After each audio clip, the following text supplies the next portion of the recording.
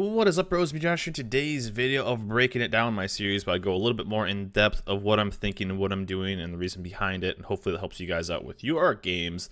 We are playing a game in the HMS Nelson, the Tier 7 Royal Navy battleship, known as being kind of a Tier 7 Izumo looks-wise, with the 3 turrets in the front, but having a monster Royal Navy heel. And you can also pick the ship up for free XP if you have enough laying around and are interested in picking up a ship like this.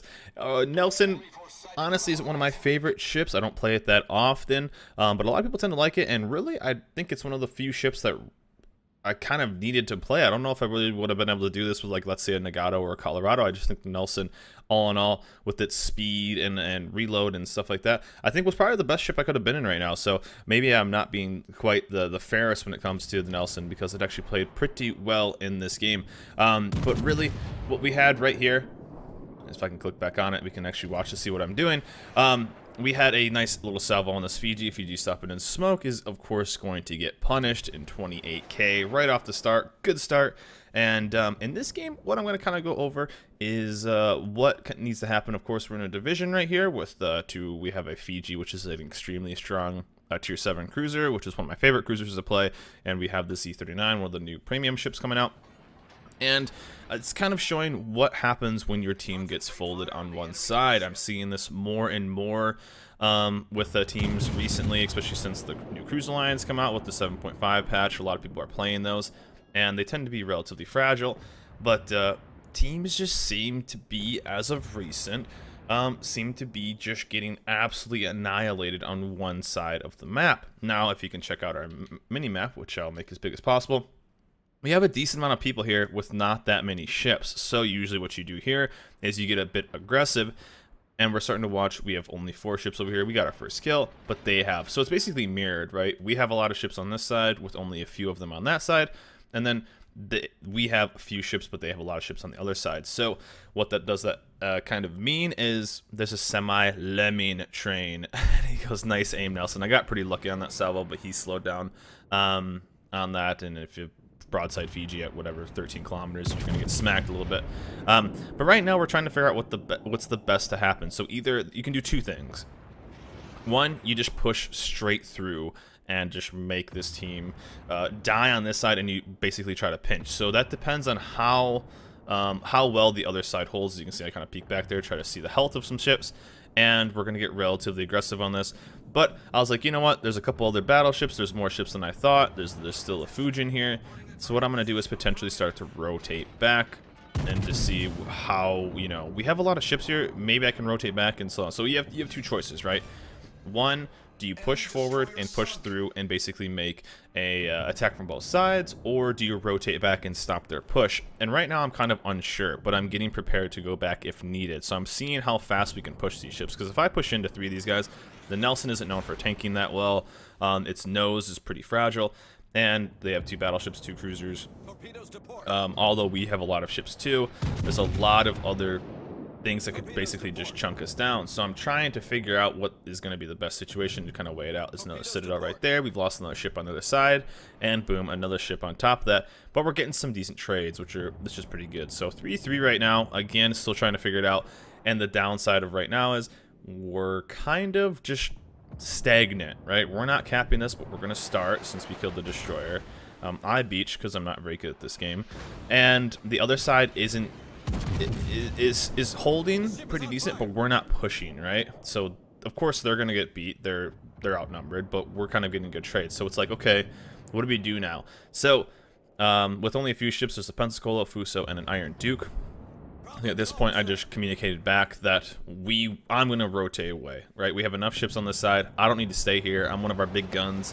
I'm our only Tier 7, so I need to be a big gun. It's always the worst to see a team when, like, your top tier ship doesn't do top tier things, right? So one, I need to be where the team needs me the most, and right now that's on the flank. They have an entire division with their Tier 7 battleship, another battleship, and a New Orleans, which is basically just cleaning up over there. We have a guy that's super low on life with our Miyoko. Of course, he's going to go try to get his torps off, which is definitely the play, which will probably get spotted and then blapped like would any ARP Miyoko. That's, of course, what they're going to do. So he's at 160 life. He's within torp range of something. which means he will be spotted soon and off the board. So, of course, we're going to lose another ship. We did the second cap. We do have a DD advantage because they have one, but it's an Akatsuki, and ours is going to win that. So, down goes the Miyoko, called that one. And I'm going to start rotating back, so we know where their destroyer is, and we know where their big ships are. Luckily, their big ships were basically on the 9 line, so that means I have some time to kind of move that way. Our destroyer will kind of rotate mid. I figured that the Nuremberg and the Dunkirk could work those last couple ships down. We put some damage into them, and we could kind of help and rotate back and stop this push of this force of this whole division as well. The downside is, looking over at this side, we had the only kills came from our side, which is, this is what I'm seeing a lot more of, right? If you see, the Nuremberg was on our side, the destroyer, all 4 kills were on our side. We lost 5 ships, now 6, for a trade of 0. That's what I'm seeing so much of, and it's kind of weird. It doesn't happen all the time like that, but really, we had no trades, and that's the part that kind of killed me in this game. It's just like, okay, if you die, I always say dying in World Warships isn't the worst thing in the world as long as you get good trades. But you're going to start seeing the health pools on these ships left on this side. That Scharnhorst is full life. You had 6 ships on that side shooting at him, and he took almost 0 damage. Now, there are a couple of ships that were kind of low, but and we got the Arpatako, Miyoko, or Taco, whatever you want to call it, spamming caps, so that's always good. So we're like, okay, we'll see what happens. Luckily, some of their cruisers pop up. Again, completely full life, which is a bummer. I think one of the other, I think they had another New Orleans.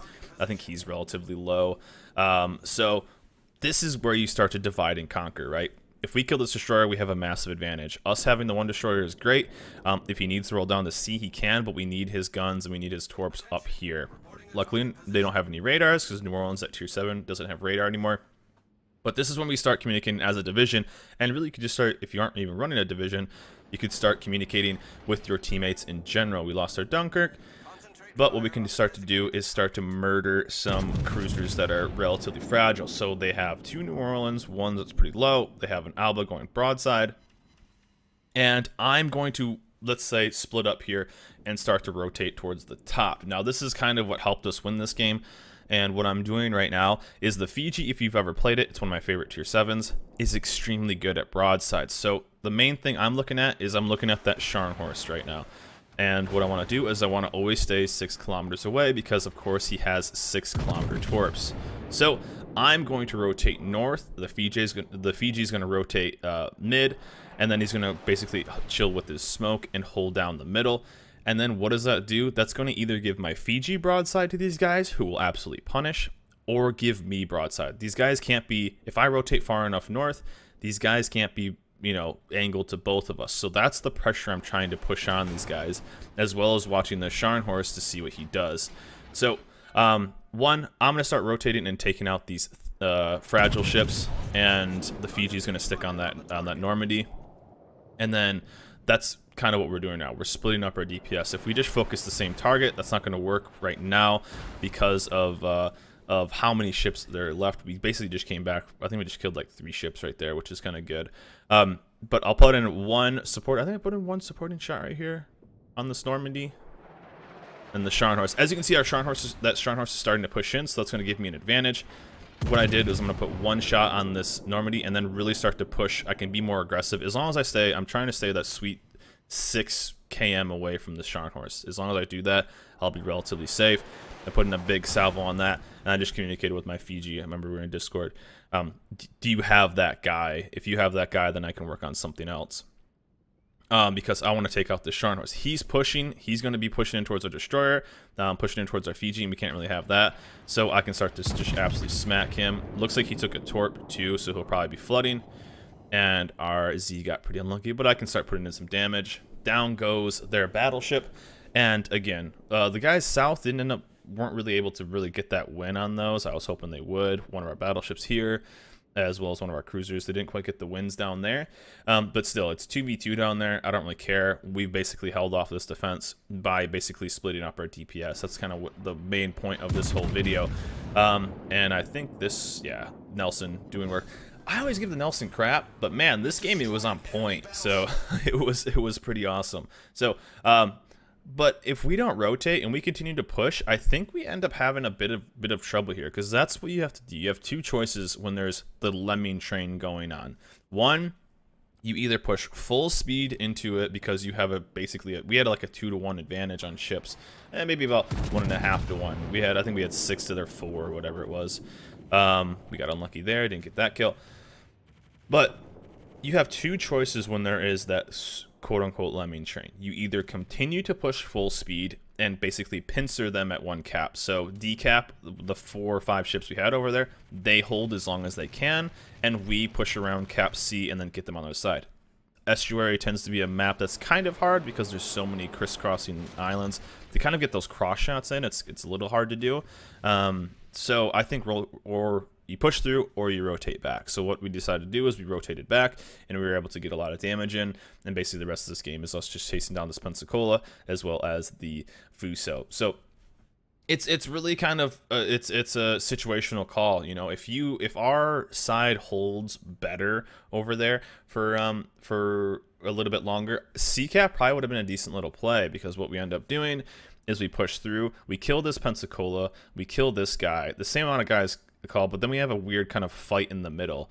But if we just push through, we cap C, and then we kind of have this weird fight in the mid, and, you know, we probably don't get that kill on destroyer right away. So maybe in the hindsight, it wouldn't have been that good to kind of push around. But what we do, we rotated back. I went north. The other two guys went south. So that gave us the advantage of having something having broadside. I do this a lot. I did it a few times. This was on one of the Friday streams, where you kind of make this, it's almost like a distraction ship. And what I mean by that is either they're going to focus all of their guns on me, which is good, I'm a battleship, I should be taking damage, or they're going to give me broadside, one or the other, or they're going to let our Fiji just absolutely farm them off the planet, because if you ever played a Fiji, it just will absolutely chunk you. So that's what I was trying to do, be that distraction or be that force. Again, watch what stuff has, like the Scharnhorst. It's going to have those 6-kilometer torps, so always stay that far away. And they're heckin' Fuso right here as I'm trying to peek over and see what kind of angle he's going at. I'm trying to figure out what's going on. Now, one thing that we could have done here too was me and the Fiji rotate back north. The destroyer rotate to the C cap that, and then he kind of come in towards here. This would have been another play. So I rotate north, Fiji rotates south, the Z39 rotates this way, caps C, and then he basically caps this way. Then we take out that destroyer in the middle. Although it's not the scariest ship in the world, but the Akatsuki would have probably reigned a little bit longer against our Fiji and stuff like that, so it could have caused another problem. But that's another play that could have worked out as well. But again, if you ever see a lemming train, and it happens more and more and more, and I think I've been seeing it more since people got the tier 8 Cleveland for free. It's a lot of people's first tier 8s. We saw that as well when the people were getting free Bismarcks. There's nothing wrong with people playing tier 8s, but you see a lot of people that it's their first tier 8. And if you've ever played World Warships, you can tell the plays and the meta changes as you're going up through the actual play styles. It's a lot of people aren't quite sure how to play some maps in certain ships, so what you end up seeing is a lot of follow the leader and these lemmings towards one side or the other. So what you have to kind of do is go against the grain and support that. If your whole team is going to go one way, then you know you're going to get flanked on the other side, so you have to go the other way and fight basically the flank. So one, if you see this happening, you just have to press W. You have to hit the W key.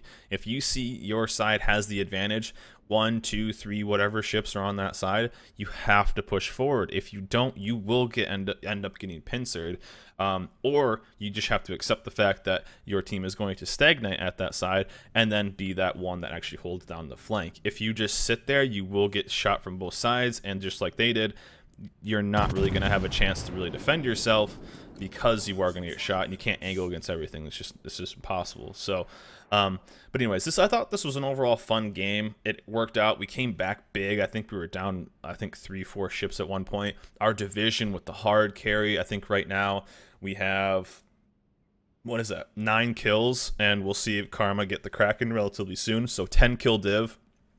And it's one of those, if we don't turn around, we just lose this game. Potentially, if we push around C, I think we get into a weird circle, and nothing really happens. The Scuba trying to throw, and he actually played really well. Got the other 2 kills, so he played great. Yeah, so just want to point this out, guys. I've just been seeing these everyone going one side. I don't want to keep using the word lemming. I'm sorry about that, but down goes RZ. But you just have to realize, be aware of what's going on. Is there going to be a lemming train? What's the best situation? Are you going to push through it or against it? And hope this really helps you out, guys. But anyways, this episode of Breaking It Down, fighting against the lemming, knowing know when to turn around and help the side that's getting flanked, and divide and conquer and get that win. So in come the Torps against the Fuso, and it's about to hit right now. But anyways, I hope you guys enjoyed this video. Remember to like and subscribe, and I'll see you guys next time.